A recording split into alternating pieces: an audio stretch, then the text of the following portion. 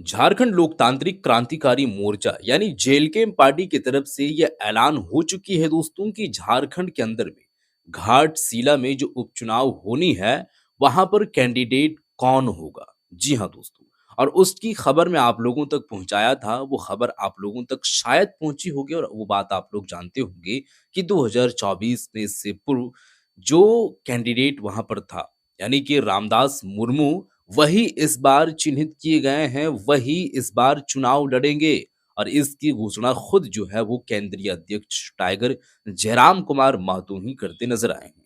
अब यहाँ पर ये तो बात तय हो गई है और ये तो बात सामने आ चुकी है कि वहां पर केंद्रीय संसदीय बैठक के बाद कौन वहां पर जो है वो चुनाव लड़ेंगे। हालांकि निगाहें काफी सारे लोगों की टिकी हुई थी और अलग अलग जगह पर ध्यान आकर्षित कर रहा था, लेकिन जो भी सामने आया वो आप लोगों तक पहुंचा।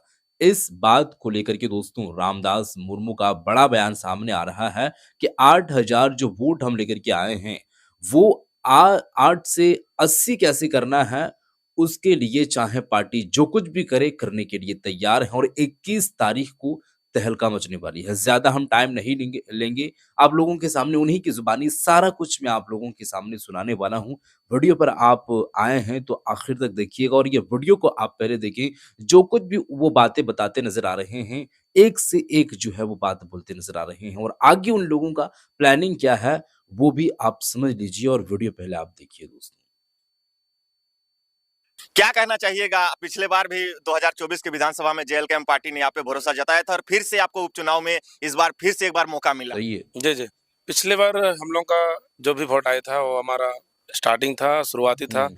हमारा पार्टी भी न्यू थी, सिंबल नया था, उम्मीदवार भी नया था, तो हर तरह से हम लोग और बहुत ही कम समय में जितना हम लोग हो पाया था, हम लोग लोगों तक पहुँचे और जो भी सोशल मीडिया से वो लोग जुड़े हुए थे, दादा का ये भी बात विचार। है। आप लोग ये बात सोचिए, सोच रहे होंगे कि 8,000 कोई बड़ा अमाउंट नहीं होता है। लेकिन आप लोग ज़रा सोचिए और आप लोगों भी जानते होंगे कि विधानसभा चुनाव हो या फिर लोकसभा चुनाव हो, कैंडिडेट जो खड़ा होते हैं, वो कई ऐसी जगहों पर ऐसे भी देखने को मिलता है कि वहाँ पर कैंडिडेट नया है, लेकिन वोट कितना लाया है? 1,000 मुश्किल से मुश्किल करके। अब 8,000 से 10,000, 20,000, 25,000, 30,000, 40, 50, 60 इतना बड़ा-बड़ा अमाउंट और नया पार्टी का, आप समझ सकते हैं। तो कुछ न कुछ तो बात है और आगे आप देखें 1 साल तो वक़्त गुज़र चुका है। जयराम कुमार महतो का जो कार्यकाल देखने को मिला, वो कैसे देखने को मिला, वो आप यहाँ पर देख पाइएगा इस चुनाव में 1 साल का दर। दादा का आवाज़। लेकिन अभी का जो परिस्थिति है, जो 1 साल के दरमियान में जो भी विधानसभा का एक्टिविटी को लेकर के हुँ, और झारखंड के कोने-कोने का जो भी समस्या है, जिस तरीके से अपने बातों को रखते हैं, उनसे लोग काफ़ी अट्रैक्टिव हो चुके हैं। ठीक है। और आज उन्हीं का आवाज़ से लेकर के लगता है मुझे, पिछले बार जो 8,000 था, इस बार 80,000 लोग जुड़ने जा रहे हैं हमारे साथ और वो इंतज़ार में थे कि हमारा यहाँ का जो कब टिकट का घोषणा किया जाएगा और बहरहाल कल रात में इनका जो है टिकट घोषणा कर दिया गया और बाकायदा मुझे मेरा नाम भी शामिल किया गया। इसके लिए मैं हमारे पार्टी के सुप्रीमो टाइगर जयराम माता जी को मैं आभार प्रकट करता हूँ कि इतने मतलब सारी चीज़ों को चिंतन-मंथन और सारी चीज़ों को देखने के बाद कल ठीक है। रात में ये टिकट घोषणा की और हमारे जितने भी समर्थक रहे थे, वो सभी का इंतज़ार था कि कब घोषणा होगा, लेकिन अभी सब लोगों ने कमर कस लिया। हम लोग किस तरह से जीत हासिल करेंगे, उसके लिए मतलब जी-जान लगा कर के लोग मेहनत हुँ। करेंगे। अभी समझ सकते हैं, अभी सूर्य उदय भी नहीं हुआ है और हम लोग इस वीडियोज को बना रहे हैं। दादा, रात में कहा जाए कि 12-1 बजे लगभग घोषणा हुआ है, तो आपको नींद आ रही थी कि क्या कुछ होगा, घोषणा होगा, किसका नाम आएगा, इस तरह का कोई संशय बना हुआ नहीं, था? नहीं, ऐसा कुछ नहीं था। हमें पूर्ण विश्वास था कि दादा जिनको भी देंगे, ऐसे उम्मीदवार को देंगे जो मतलब एक विश्वासपूर्ण होंगे, लोगों के दिल को जीतने वाले होंगे। मुझे यकीन था, इसलिए मुझे कोई डर नहीं था और हमें पूर्ण विश्वास था, जिनको भी देंगे, हमारा पार्टी का जो भी रूल एंड रेगुलेशन होता है, बड़े सिस्टमैटिक से होता है, सब कुछ हुँ। बेहतर तरीके से होता है, इसलिए मुझे ऐसा कतई नहीं लगा और हम लोग इंतज़ार कर रहे थे कि कब देगा, बस हम लोगों को टिकट का घोषणा होना चाहिए था ठीक है।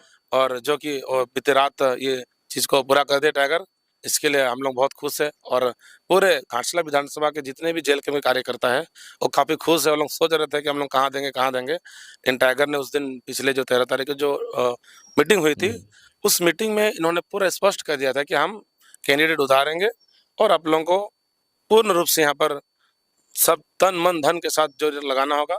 तो इतना ही नहीं, हमारे झारखंड के कोने-कोने से जितने भी हमारे समर्थक हैं, अच्छा। सभी का जो समर्थन एक मिला, काफ़ी उस खुशी का बड़ी माहौल था और ऐसा लग रहा था कि हम लोग जीत चुके, इस तरह का माहौल था और वो आज से शुरू होने जा रही है। आप इंतज़ार कीजिए वक़्त का, तो क्या नज़ारा होगा आप देख सकते हैं। क्या कुछ नॉमिनेशन का प्लान बना है? कहा कि समय भी बहुत कम बचा हुआ है, सिर्फ 2 दिन बचे हुए हैं नॉमिनेशन के और हमें लगता है कि दिवाली और कल संडे भी है, तो छुट्टी वगैरह रहेंगे, तो नॉमिनेशन कब करवा रहे हैं? हम लोग नॉमिनेशन 21 को करेंगे, चूँकि आज सारा जो भी प्रक्रिया होगा, सारा प्रक्रिया को हम लोग पूर्ण करेंगे और नॉमिनेशन का जो हम लोग फॉर्म को सबमिट करेंगे वो 21 तारीख को होगा और उसके लिए फिर हम लोग अलग से न्योता सभी को देंगे। 21 तारीख को होगा और बहुत ही अलग नज़ारा में होगा। आप इमेजिन करिए कि जब दादा लोकसभा में चुनाव लड़े थे, जिस तरह से हम लोग बोकारो का वहाँ पर जो ये था उस अंदाज में यहाँ पर भी होने जा रहा है। अच्छा, मैंने भयानक तरीके से इस बार नॉमिनेशन भयानक तरीके से होगा। एक लोग सोच भी नहीं सकते हैं, जो बड़े-बड़े पार्टी अच्छा। जिस तरह से कर रहे हैं और उससे कई हट के हमारा पार्टी का जो नॉमिनेशन फाइल होगा और एक देखने लायक होगा, इमेजिन करने लायक होगा कि ऐसा भी हो सकता है कि छोटा-सा पार्टी, हम लोग तो छोटा-सा ही समझता है, एक ही विधायक है ना। इसलिए कल मैंने बच्चा लोगों का पार्टी भी बोलता है, छोटा पार्टी बोलता है, बहुत कुछ बोलता है। लेकिन 21 तारीख को देख लीजिएगा नॉमिनेशन का किस तरीके से हम लोग करेंगे, कितने लोग जुटेंगे और क्या-क्या लेकर के आएँगे, आप बहुत लोग अच्छी सिर्फ बात। इंतज़ार कीजिए, नज़ारा कुछ अलग होगा। अच्छा दादा, क्या कुछ परिवर्तन आएगा इस बार? कहीं न कहीं देखे थे कि अगला बार शायद जयराम महतो आपके क्षेत्र में ना सभा कर पाए थे, ना आपका चुनाव प्रचार कर दिए थे। लेकिन हमें लगता है कि इस बार आपको सपोर्ट करेंगे और कहा जाए कि इस विधानसभा में किस तरह से रिजल्ट अच्छा किया जाए, उस पे भी उनका भी फोकस होगा। जी, इसमें पूरा फुल्ली सेंट्रल कमेटी का निगरानी रहेगी और सब central committee, state committee, district committee सभी का मिल-जुल करके एक बड़ा रणनीति तैयार किया गया है, जो अभी फील्ड में हम लोग आज से लागू करना शुरू कर देंगे। ठीक है। और जहाँ तक की बात है जीत करने के लिए जो भी उसमें उनका तैयारी करना होगा, हमारे जो भी कार्यकर्ता हैं, पूर्ण रूप से वो लोग अपना पार्टी का जो भी दायित्व होगा उसको बखूबी निभाएँगे और सारी चीज़ों को जन-जन तक कैसे पहुँचेंगे उसके लिए हम लोग हर क्षेत्र में जो जिस समुदाय से हमारे जो बाहर से जो लोग आएँगे या दूसरे जगह से जो भी हमारे प्रचारक सब है, स्टार प्रचारक सब है, जिन समुदाय से होंगे उस समुदाय में जाकर के लोगों को समझाएँगे, ना कि सिर्फ घाटशिला में सभा करके चले जाएँगे, ऐसा नहीं होगा। हमारा पार्टी का है कि जन-जन तक पहुँचना, घर-घर तक पहुँचना। इवन टाइगर था भी इसी प्रक्रिया के तहत लोगों को जुड़ेंगे ठीक है। और वर्तमान जो झारखंड का जो स्थिति परिस्थिति है, वो चीज़ों से लोगों को अवगत कराएँगे कि हमारा अभी का माने झारखंड में 25 साल का झारखंड में हमने क्या अभी तक खोया है और मुझे हमें क्या चाहिए, सारी चीज़ों का हमारे जो भी स्टार प्रचारक हमारे आएँगे और लोगों तक माने घर-घर जा करके लोगों से भेंट करके इस सारी चीज़ों को बात करेंगे। अच्छा दादा, जो पहले बार जो कहा जाए कि 2024 के चुनाव में आपको जो वोट मिला था, वो वोट अभी बरकरार है? उससे माने जो वोट पहले आप लोगों को मिला था, ऐसा नहीं कि बहुत सारे लोग अभी जो मुद्दा गरमाया हुआ, उसमें कुछ-कुछ नहीं, लोग नहीं। आपको छोड़ के तो चले नहीं गए? नहीं, बिल्कुल ऐसी बात नहीं है। जो मुद्दा है, वो मुद्दा देखिए जो पढ़े-लिखे लोग ये उसी वक्त पता चलेगा जब चुनाव का रिजल्ट सामने आएगा। चूँकि मामला तो सारा कुछ सेटल्ड था और अच्छे तरीके से चल रहा था। लेकिन जब 20 सितंबर आया और जब रेल टेका आंदोलन, डहर छेका आंदोलन का आगाज़ किया कुर्मी समाज की जानिब से, तो फिर कुछ ऐसा देखने को मिला जिससे आदिवासी समाज ऐसे तमाम सड़कों पर उतर करके विरोध प्रदर्शन टाइगर के खिलाफ करते नजर आने लगे और फिर मामला गरमाता गया, गरमाता गया, गरमाता गया और अभी तक चल ही रहा है जगह-जगह पर विरोध प्रदर्शन। तो उस वक़्त सामने आएगा और देखने को मिलेगा कि आखिर में ये सब सारी चीज़ें जो एक नज़रिए से अभी नज़र आ रही है, वो चुनाव के बाद जब नज़र आएगा, तो उस वक़्त पता चलेगा कि आखिर में ये सब सारी चीज़ें किस वजह से और किस लिए होता है और अगर होता है तो फिर इसका रिज़ल्ट कैसे देखने को मिलता है। तो आप जब रिज़ल्ट सामने आएगा उसी वक़्त देख पाइएगा। तो उसके वो लोग नहीं कर रहे। कि कुछ ऐसे लोग हैं जो एक टाइप ऑफ एजेंट है, वो लोग ऐसा कर रहे हैं कि माहौल को खराब करने के लिए। और ये कब करता है आदमी? जब देखता है कि अगला थोड़ा-सा पॉजिटिव और आगे निकल रहा है, उस समय क्या करता है कि उसको कैसे डैमेज किया जाए, इस तरह का प्रक्रिया को अपना रहे। लेकिन ये पूरी तरह से यहाँ पर फेल्योर होगा। हुँ। ये जो साजिश है, जो प्लानिंग कर रही है, ज़रा भी काम नहीं करेगा। लोग जान चुके हैं कि जयराम माधव जी किस तरह से और किन के लिए आवाज़ को बुलंद कर रहे हैं ये चाहे किसी भी समुदाय के लोगों को हो, ये बताने की जरूरत नहीं है। वो लोग खुद इतना समझदार है कि यूट्यूब वीडियो को देख करके वो समझ पा रहे हैं। कई तरह के ऐसे न्यूज भी देख रहे थे कि चल चल रहा था कि नहीं, जो पूर्व प्रत्याशी थे जेल कैंप के उन्होंने इस्तीफा दिया, इस तरह का भी साजिश आपके खिलाफ में किया जा रहा है। तो आपको कितना बड़ा आप हस्ती हैं, कितना बड़ा नेता है जो आपको इतना साजिश किया जा रहा है आपको? देखिए, कहते हैं ना कि जिनको जिस पर डर रहता है वो डायरेक्ट वार तो नहीं कर पाता है, फ्रंट फ्रंट तो नहीं कर पाता है, डिबेट भी नहीं कर पाते हैं, तो उस समय क्या करते हैं, पीछे बैकडोर से उसको बदनाम करने का प्रयास किया जाता है। और ये भी ऐसा ही हुआ यहाँ पर। जो एक आप लोग रिजाइन लेटर आप लोगों ने एक देखे। सोशल मीडिया में घूम रहा था, और कुछ एक सोशल यूट्यूबर लोगों को जानकारी का अभाव है, इस तरह का अफवाह नहीं फैलाना चाहिए। और मैंने इसका कटाक्ष भी दिया था सोशल मीडिया में, यूट्यूब लाइव के माध्यम से, कि आप लोग निश्चिंत रहिए, आपका जो पूर्व प्रत्याशी आप सभी के बीचों है। और वो किसी और का लेटर था, जो इसको इस तरह से बनाया गया जैसे कि यहाँ का पूर्व प्रत्याशी जो है वो मैंने यहाँ रिजाइन दे दिया, ऐसा कुछ नहीं है। और एडिट डैमेज किया करने गया का था। या लोगों को दिग्भ्रमित करने का प्लानिंग था। हुँ। और वो लोग समझ गया है कि आखिर कौन है, किसका लेटर हेड है, इसलिए वो भी कोई फैक्टर नहीं है। और जो थोड़ा बहुत लोगों का जो आशंकाएं थी, वो लोग डायरेक्ट मुझे कॉल किया, भाई ऐसा हम लोग को सुनने देखने को मिल रहा है, क्या ये सच है? तो जो लोग समझते हैं चीजों को, यूट्यूब जब क्लिक कर रहे हैं सब कुछ यहाँ पर लिखा हुआ है और समझ गए हैं। इसलिए रोमर कौन फैलाता है? जो पढ़ लिख नहीं जानते हैं, सिर्फ बातों को फैलाते हैं। लेकिन इतना अभी सब समझदार है, चीजों को फैलाने से पहले अपने एक बार कंफर्मेशन कर लेते हैं। सही और है। लोग हमसे पूछते भी थे, भाई ऐसा सुनने को मिल रहा है, क्या ये सच है? जी बिल्कुल नहीं, हम आपके साथ हैं। आप एकदम बहुत सारा आदमी हमको भी कह रहे थे कि ऐसा हो गया, ऐसा हो गया। हम भी सोचे भाई ऐसा कैसे हो जाएगा, लेकिन फिर आपसे हम जब बात किए तो अब पता चल रहा है कि इस तरह का हुआ था। नहीं, नहीं, बिल्कुल ऐसा कुछ नहीं है। हम लोग जब भाषा आंदोलन शुरू हुई है, हुँ। इस क्षेत्र से हम लोग एकदम स्टार्टिंग से, अगर बोल सकते, फाउंडर मेंबर है हम लोग सही। पार्टी का। और हम लोग पार्टी को बदनाम करने के लिए कोई भी इस तरह का लंछन लगाता है, हम लोग बर्दाश्त नहीं करते हैं। हुँ। उसको हम लोग पार्टी को किस तरह से एक-एक बूँद-बूँद इकट्ठा करके हम लोग घड़ा को भरे हैं। अब इस घड़ा को कोई गिराना चाहेगा तो उसको हम लोग बर्दाश्त नहीं करेंगे। तो उसका जवाब हमने दे दिया है कि जिस तरह के आप कोई भी तरीका अपना लीजिए बदनाम करने के लिए, इतना सहज नहीं है, आप बदनाम कर लेंगे। तो उसका कटाक्ष हमने दे दिया है और समझ गए हैं, जिनका भी जो भी थोड़ा मन में डाउट था वो क्लियर हो चुका है। अब किसी का मन में थोड़ा भी डाउट नहीं है। वो लोग अभी जान गया है कि हमारा पूर्व प्रत्याशी से संबंधित कुछ भी ऐसा नहीं है। और अभी पार्टी में लोग जुड़े हैं, बल्कि लोगों को जोड़ने का भी और लगातार काम कर रहे हैं। बहुत अच्छी अच्छा बात था, है। जब आपने अगला बार चुनाव लड़ा था तो अच्छा खासा वोट भी आपको लोगों ने दिया था, तो कुछ पार्टियों की ओर से आपको फोन नहीं आ रहा था? बहुत सारा सुनते हैं कि नहीं, बहुत सारा व्यक्ति को खरीद लिया जा रहा है जेल कैंप के जो पार्टी है, तो इससे आपको कभी फोन आया क्या? अक्सर लोगों के दिमाग में ये बात चल रही होगी कि अभी जो उलट-फेर हुआ है इतना, चाहे वो संजय मेहता हो या फिर अभी जो निशा भगत जी हों, हालाँकि खुद इनको निष्कासित किया गया है। बाकी और भी काफ़ी सारे ऐसे लोग हैं जो पार्टी से निकले हैं, तो यह साजिशन के तौर पर निकाला गया है चूँकि जेल कैंप पार्टी को देखते हुए या फिर वो लोग ऐसे ही निकले हैं। काफ़ी सारे लोगों के ज़हन में ये बात चल रही है कि पार्टी विशेष तौर पर टारगेट की जा रही है और आपस में जो है वो ऐसी चीज़ें ऐसी माहौल बनाने की कोशिश की जा रही है कि उन लोगों को पता भी ना चले। तो आखिर में ये सब सारा अभी चल रहा है। नहीं, देखिए, बहुत सारा चीज़ तो है, साइड से बातें चलती है, लेकिन मेरे तक बात करने का हिम्मत नहीं होता है। अच्छा। ये एसटी इंक्लूजन के मुद्दा पर हमने जिस अच्छा। तरह से लोगों को कटाक्ष किया, इसमें उनका जवाब हमने बंद करवा दिया है, क्योंकि पहले उन्होंने गलती किया है हुँ। और हमें पर अगर थोपते हैं तो उसका जवाब खुद के पास नहीं है। तो इसलिए इस तरह का कोशिश नहीं किया। हमारा मुद्दा जो रहा है, झारखंड 25 साल हो गया। अब यहाँ पर जिस मुद्दे को लेकर के हमने राज्य को अलग, बिहार से अलग राज्य मांगा, आज 25 साल तक उन नेताओं ने जो 25 साल तक विभिन्न राजनीतिक दलों ने राज किया, आज तक वो क्यों नहीं पूरा कर पाया? हुँ। इसलिए उनको आज तक एहसास नहीं हुआ, क्योंकि वो अपना कोटे पर अपने बेटों को जो है मेडिकल करवा रहा है, इंजीनियरिंग करवा ठीक रहा है, है। ठीक है? उसको कोई फ़र्क नहीं पड़ता हुँ। है, पैदा हो गया इंटरनेशनल स्कूल में पढ़ रहा है। भाई हम लोग प्राइवेट स्कूल कभी ज़िंदगी में देखे नहीं हैं, ना कॉलेज देखे हैं, सब सरकारी सुविधा ही लिए हैं आज तक। तो हम लोगों को मालूम है भाई क्या स्थिति परिस्थिति है।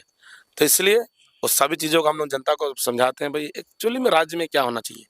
आज अगर सरकारी सुविधा नेता अगर जनता भोली-भाली होती है। कोई भी लोभ देने से वो फिसल जाता है। हालाँकि आगे आने वाली जनरेशन अभी उ उसमें वक़्त है, टाइम है जो समझेंगे, विकास क्या चीज़ होता है और आपस में ये सब सारी चीज़ें जो समस्याएँ जो सामने आ रही है समाज में, ये जो बुराइयाँ फैल रही है, जो चीज़ें नज़र आ रही हैं नज़रों के सामने और जो देख रहे हैं कि ये कमी है, ये है, वो है, एजुकेशन क्या चीज़ है, हेल्थ क्या चीज़ है और भी क्या चीज़ है, इकोनॉमी किसको कहते हैं। मतलब पहले के जो लोग हैं वो उतना नहीं समझ पा रहे हैं कि आप आखिर में एजुकेशन कितना महत्व रखती है। कोई भी काम पर वो फिसल जाते हैं, कोई लोभ दे देता है पार्टी के लोग, बस वोट उनको चाहिए, समीकरण का खेल देखने को मिलता है, फिर तो मामला बन ही जाता है। तो ये मामला ना बने, आगे आने वाले जनरेशन में वो चीज़ें तब्दीली देखने को मिलेगी, लेकिन उसमें अभी वक़्त है, काफ़ी वक़्त है। लोग जागरूक होंगे, देखेंगे और वो उस पर जो है वो काम करते हुए नज़र आएँगे। अब जेएलकेएम पार्टी, ये तो आप लोगों को मालूम होगा कि वो पार्टी अभी तमाम समुदायों को लेकर के चल रहे हैं। हालाँकि ये एसटी, कुर्मी और वर्सेस आदिवासी वाला जो मामला चल रहा है, ये एक अलग फैक्टर है, ये एक अलग मुद्दा है। इस पर हम कोई टीका-टिप्पणी करने के लिए नहीं आए हैं। लेकिन इससे हट कर के आप और भी चीज़ों को देखेंगे, तो तमाम तरीके के ऐसी चीज़ें नज़र आएगी जो सब साथ में लेकर के चल रहे हैं। विधानसभा में जो सत्र चला है, चाहे मानसून सत्र हो या फिर बजट सत्र हो, वो सत्र में कौन विधायक हैं जो सबसे ज़्यादा हर किसी के लिए सवाल रखे हैं, मुद्दे रखे हैं विधानसभा के पटल पर, वो आप लोगों को अच्छे तरीके से मालूम होगा। तो देखें, आकलन करें थोड़ा-सा और उस चीज़ पर निर्णय लें। तो ये एक अच्छा पॉज़िटिव जो है वो पॉज़िटिव वे में लेकर के जाने की कोशिश अगर आप करेंगे, तो ज़ाहिर-सी बात है वो होते हुए नज़र आएगा और वो होगा, ज़रूर होगा। सरकारी सुविधा, गाड़ी, बंगलो, डीजल, पेंशन सब कुछ ले रहा है, तो भाई एजुकेशन और स्वास्थ्य क्यों नहीं लेना चाह रहा है? वो भी लेना चाहिए। हुँ। लेना चाहिए। बिल्कुल, आप पेंशन लेंगे सरकारी, आवास लेंगे सरकारी बंगलो और आपका लेंगे नौकरी लेंगे सरकारी, तो स्वास्थ्य और शिक्षा क्यों नहीं लेंगे? सब दिल्ली में इलाज कराता है। यही ना बात है। आप अनुमंडल हॉस्पिटल बगल में आपको दिखा देंगे क्या स्थिति बना के रखा है। डॉक्टर नहीं रहते हैं, ये नहीं, सीएचसी सेंटर आपको चारों तरफ घुमाएँगे, आप मेरे साथ रहिए। चुनाव तो आपको जितने भी क्षेत्र का जो सीएचसी है, क्या स्थिति बना के रख दिया और ऐसा ही होता है। यहाँ का ना तो जो डॉक्टर हैं, उनका परिवार ना खुद कभी इलाज करते उस हॉस्पिटल में और जो यहाँ का जो टीचर है स्कूल का, हुँ। ना कभी ज़िंदगी में अपने बच्चों को उस स्कूल में पढ़ाते हैं, पढ़ाते हैं। ऐसे ही होता है। लेकिन क्यों भाई इतना भेदभाव क्यों? आप अगर कारीगर हैं, आप अगर अच्छा खाना बनाते हैं, तो उस कढ़ाई से खाने में आपको क्या दिक्कत है? अच्छा। सही बात है। हैं? आप अपने लिए अलग क्यों बना रहे हैं? इसका मतलब आप उस कढ़ाई को खाना सही खाना नहीं है। सही नहीं है। बात यही है ना। आज जो भी नेता मंत्री है, अगर सब कहते हैं कि सरकारी एजुकेशन सिस्टम में हमने इतना कुछ कर दिया, हुँ। तो अपने बेटों को इसमें क्यों नहीं पढ़ाते हैं? बिल्कुल सही बात है। आज बोलते हैं कि रिम्स में इतना रुपया हमने दिया, एमजीएम में दे दिया, तो आज जमशेदपुर जैसे जगह में बहुत सारे नेता हैं, इतना सरकारी कर्मचारी है, प्रशासन है, आरडीसी, एसपी अपना जो भी ट्रीटमेंट कराए वहाँ पर करवाए ना। एमजीएम इतना बड़ा हॉस्पिटल है, करोड़ों का फंडिंग से चल रहा है, इतना बड़ा-बड़ा छाप देते हैं कि इतना सुविधा हमने दिया है, लेकिन ट्रीटमेंट क्यों नहीं कराते हैं? तो ये कहीं न कहीं ये जनताओं को ये मतलब बुड़बक बनाने वाला ये सब क्या है, एक डेमो वालों बना के रख दिया है। अपना कुछ भी होगा तो एयर एम्बुलेंस से दिल्ली जाओ। अंतिम बाकी सवाल जानेंगे दादा आपसे कि जो एनडीए और इंडिया की जो मजबूत कहा जाए कि टीम है या फिर जो कहें जो पार्टी है, हुँ। वो भी इस बार आप उनके प्रतिनिधि में रहेंगे साइड में, लेकिन जो उन लोग की तैयारियां हैं और जिस तरह से उन लोग का जो परिवारवाद चला आ रहा है, घाटशिला में देख रहे हैं कि बाप के बदले बेटा चुनाव लड़ रहा है, लेकिन आपका कोई राजनीतिक बैकग्राउंड नहीं है कि आप बाप के बदले अभी यहाँ तक आए हैं। खुद के हुँ। बदौलत जेएलकेएम पार्टी से आपने चुनाव लड़ा, आपने अच्छा खासा वोट भी प्राप्त किया हुँ। और इस बार भी आपको मौका मिला है। तो इस बार किस तरह से उन पार्टियों को आप जवाब देंगे? देखिए, एक समय होता था, लड़की के पिता अपना बेटी को जब शादी देती थी तो पिताजी का संपत्ति से देते थे। हुँ। लेकिन अब दौर बदल गया है। ठीक है। अब ससुर का संपत्ति नहीं, दामाद को देखता है क्या करता है। हुँ। अब देख लीजिए क्या स्थिति है लोगों का। सही बात। मैं उतना टिप्पणी नहीं करूँगा, बाकी जनता समझदार है कि अभी दामाद को देख के यानी कैंडिडेट को देख के वोट करेंगे, ना कि बाप का। बाप कितना दिन आएगा जी? बेटा के लिए वो प्रचार-प्रसार कर सकता है, विधानसभा में बात रखने के लिए बाप जाएगा क्या? नहीं, जाएगा? नहीं, उसको एंट्री देगा? नहीं। नहीं देगा। तो जनता भी समझ चुकी है, कैंडिडेट ऐसा होना चाहिए, पढ़े-लिखे कैंडिडेट होना चाहिए, बोलने का सही तरीका होना चाहिए। एक कोई भी एक विधानसभा को विकास करने के लिए उसके बस एक तो एक रूपरेखा होना चाहिए। हुँ। यहाँ का भौगोलिक दृष्टिकोण को देखना चाहिए। यहाँ क्या ऐसा प्रोजेक्ट हम राज्य सरकार से माँगेंगे कि यहाँ की जनताओं के लिए भला होगा। ये सारे दृष्टिकोण वाले कैंडिडेट होना चाहिए, तब जाके यहाँ पर मूल रूप से जो विकास होगा वो तभी हो पाएगा। अन्यथा वही जैसे चल रहा 25 साल से वैसे ही चलेगा और अभी सब कुछ इंडिया और एनडीए जो भी है, अपना जो भी प्रत्याशी दिया है हुँ। वो अपना बाप के बदौलत का है, अपना खुद का मेहनत का नहीं है। सही है। हमारा पार्टी की जैसा हमारा सुप्रीमो से लेकर जितने भी प्रत्याशी हैं, सब अपने बदौलत पर खड़े हैं। हम मान जाएँगे अपने उस तरह से खड़ा हो जाए। अरे दूसरों का धन दौलत से तो सब कोई खड़ा हो सकता है, अपने करके दिखाए तब मालूम चलेगा ना। बिल्कुल, बिल्कुल। हम लोग पैदल भी हम लोग को हमने बता ये करते हैं, हुँ, जागरूक करते हैं। कुछ भी समस्या होता है हम लोग खड़े होते हैं। लोग तो बाहर से आकर के मेहमान की तरह आते हैं, फोटो खींच के चले जाते हैं। आते हैं कहाँ? जहाँ फुटबॉल कुछ उद्घाटन हो रहा और चले गए। खाली चुनाव के टाइम में ही रैली उली प्रचार करने आते हैं, उसके बाद नजर नहीं आते जनता के। कहाँ से आएंगे? रात में कुछ कोई घटना घट जाएगा तो आप आएंगे? सिंपल सी बात है। सही बात। बगल में है, हम लोग इसी विधानसभा में रहते हैं, तो फिर रात में 2 बजे 3 बजे कभी भी कुछ हो जाता है, सही है। जनता फोन के कर दिया, अरे गाड़ी भी नहीं है तो पैदल दौड़ के आ जाएंगे। हुँ, लेकिन पहुंचेंगे। पहुंचेंगे जरूर, जनता के बीच रहेंगे, ये चीज है। और देखिए जब कब तक बोरो प्लेयर में आप करिएगा, आप अपना जब तक नहीं होगा बोरो प्लेयर में कब तक करिएगा। दूसरी बात है कि ये वही सिस्टम रह गया। अब जनता समझ चुकी है, इस बार का उपचुनाव ससुर को नहीं दामाद को देख के वोट करेंगे, हुँ। सीधी सी बात है। अपना पिता सीएम है, पीएम है, क्या है, कोई फर्क नहीं पड़ता है, कैंडिडेट कैसा है, क्योंकि कैंडिडेट ही आपका समस्या को लेकर के विधानसभा में रखेंगे। सही है। कैंडिडेट ही आपका घाटसला विधानसभा का जो भी समस्या होगा उसके लिए वही लड़ेंगे, ना कि उसमें बाप आएंगे, ना ही उसका कोई रिलेटिव आएंगे, ना उसका पीएम सीएम कोई नहीं आने वाला है। इसलिए जनता समझ चुकी है, इस बार का जो चुनाव होगा कैंडिडेट को देख के वोट करेंगे। और लोकल कैंडिडेट को का डिमांड होगा, क्योंकि हर सुख दुख में दिन हो या रात हो 24/7 जब भी फोन करे हुँ, कम से कम उसका फोन से वहां तक पहुंचे। दूसरी बात है कि अब यहाँ क्या हो गया है, किसी को भी समस्या होता है तो समस्या को बताने के लिए दूसरे विधानसभा जाना पड़ता है, ये सबसे बड़ी समस्या है। ऐसा क्या है? कैसे नहीं होगा?